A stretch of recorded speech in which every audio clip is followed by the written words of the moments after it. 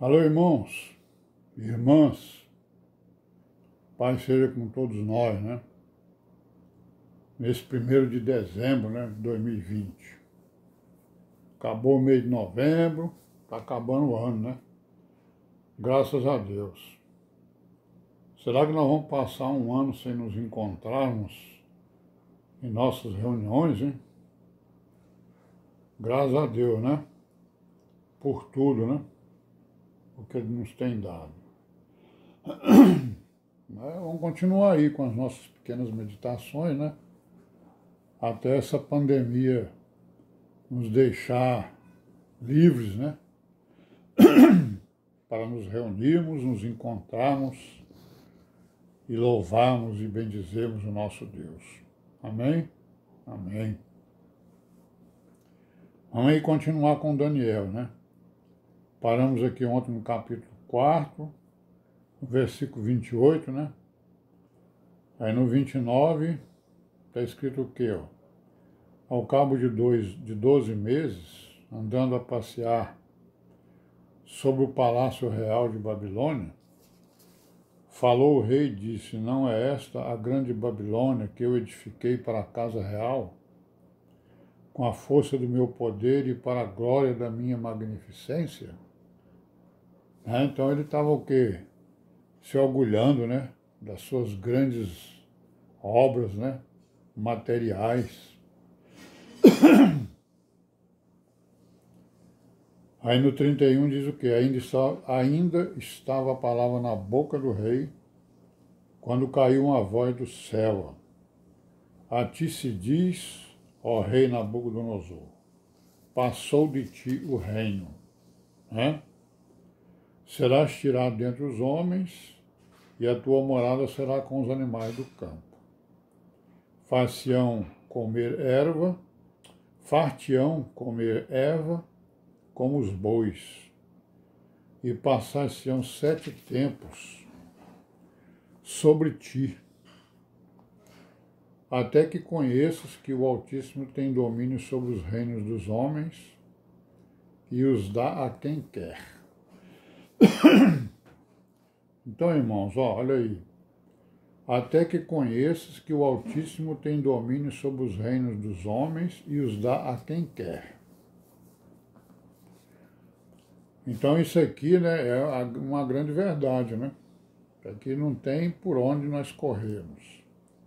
O Altíssimo, nosso Deus, o Deus de Israel, o Criador dos céus e da terra, o Deus de Abraão, né, o Deus da igreja, Ele tem domínio sobre os reinos dos homens e os dá a quem quer.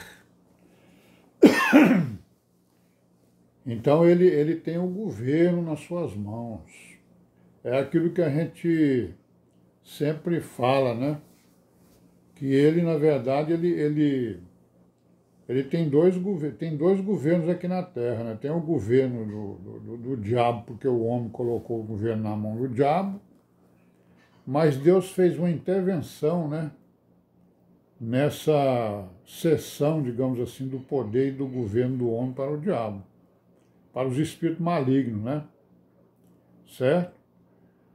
E o Altíssimo, ele governa o mundo pela igreja, né? Pelos remanescentes de Israel e pelos remanescentes da igreja, né? Dos gentios, né? Então isso aqui está, como é que se diz? Está decretado, né? Isso é um decreto. O Altíssimo tem domínio sobre os reinos dos homens e o dá a quem quer, né? No versículo 33, na mesma hora se cumpriu a palavra sobre Nabucodonosor. Foi tirado dentre os homens, né? Comia a erva como os bois, seu corpo foi molhado do orvalho do céu, até que lhe cresceu pelo, né? Como as penas da águia, e as suas unhas como as das aves. Mas ao fim daqueles dias, eu, Nabucodonosor, levantei os meus olhos ao céu, e tornou-me a vir o meu entendimento, e eu bendisse o Altíssimo e louvei. e glorifiquei ao que vive para sempre, cujo domínio é um domínio sempre eterno, cujo reino é de geração em geração. Olha aí. Todos os moradores da terra são reputados em nada. E segundo a sua vontade, ele opera com o exército do céu e os moradores da terra. Os moradores da terra. Opera com o exército do céu e os moradores da terra. Que moradores da terra? Os remanescentes, né? As virgens prudentes. Não há quem possa estorvar a sua mão e lhe diga, que fazes? Quem é que vai perguntar para Deus? A não ser os espíritos malignos, né? Os espíritos malignos estão todo o tempo perguntando, que fazes? Né? Porque a rebelião deles é praticamente eterna, né? Não vai ter fim, né? Eterna aqui no sentido que não vai ter fim. Ou o final vai ser depois do final dos tempos, né? 36. No mesmo tempo me tornou a vir o meu entendimento, né? E para a dignidade do meu reino tornou-me a vir a minha majestade e o meu resplendor. E me buscaram os meus capitães e os meus grandes. Fui restabelecido no meu reino e a minha glória foi aumentada. Agora, pois, eu, Nabucodonosor, louvo e exalço e glorifico o Rei do céu, porque todas as suas obras são verdade.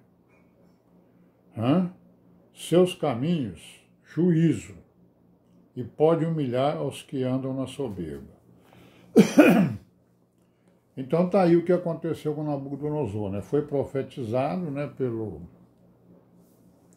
pelo próprio, né? Ele mesmo profetizou o que ia acontecer com ele, aconteceu, ele se humilhou e aí ele recobrou, né, toda aquela autoridade, todo aquele reino que ele tinha. Não é isso? Então, é uma coisa interessante, né, que aconteceu com esse rei aí. Ele foi quebrantado, né, porque ele estava se julgando o Deus, né, da terra, porque ele se tornou poderoso. Ele conquistou muitas terras, né? Conquistou a Síria, Israel e os seus arredores, o Egito, né? Mandou em muita coisa no mundo, não é isso? Foi um grande império, né? Nabucodonosor. Império da Babilônia.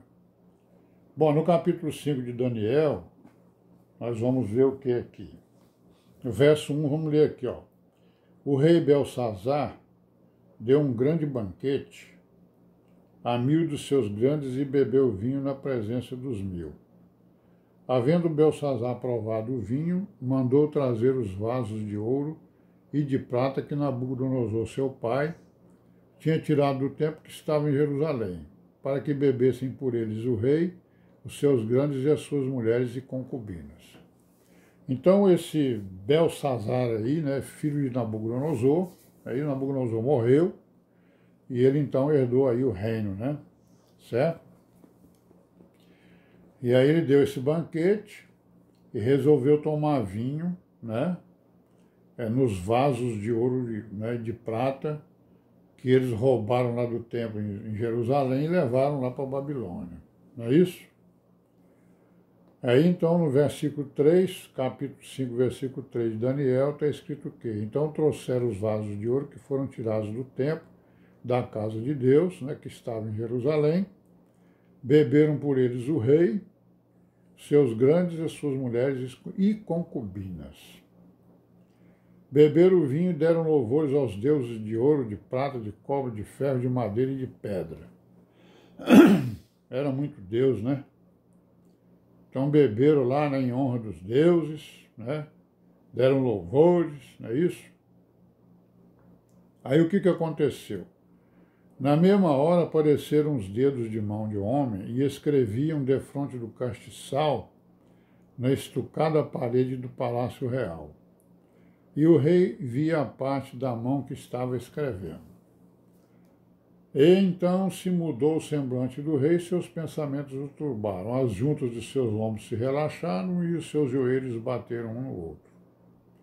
E ordenou o rei com força que se introduzissem os astrólogos, caldeus, adivinhadores, Falou o rei e disse aos aos sábios da Babilônia, né? Qualquer que ler essa escrita e me declarar a sua interpretação será vestido de púrpura e trará uma cadeia de ouro no pescoço e será um reino terceiro dominador. Né? Então entraram todos os sábios do rei, mas não puderam ler a escritura, nem fazer saber ao rei a sua interpretação. Então o rei Belsazar perturbou-se muito e mudou-se nele seu semblante, e os seus grandes estavam sobressaltados. A rainha, por causa das palavras do rei e de seus grandes, entrou na casa do banquete e falou à rainha e disse: Ó rei, vive para sempre. Não se turbem os teus pensamentos, nem se mude o teu semblante. Há no teu reino um homem que tem o espírito dos deuses santos, e nos dias de teu pai se achou nele luz, inteligência, sabedoria, como a sabedoria dos deuses. E teu pai, o rei Nabucodonosor, sim, teu pai, ó rei, constituiu o chefe dos magos, dos astrólogos, dos caldeus e dos adivinhadores. Então os profetas para eles era isso aí, né? Eles entendiam os profetas de Deus como um astrólogo, né? Meus irmãos, vamos parar por aqui hoje, né? Paz seja com todos aí. Amanhã, se Deus quiser, nós voltamos. E aí essas histórias aí, né? O que aconteceu aí com Daniel são coisas interessantes, né? Mas a gente vê que a todo momento tem um ensinamento, né? Para nós nos deleitarmos nesses ensinamentos. Amém? Paz seja com todos nós.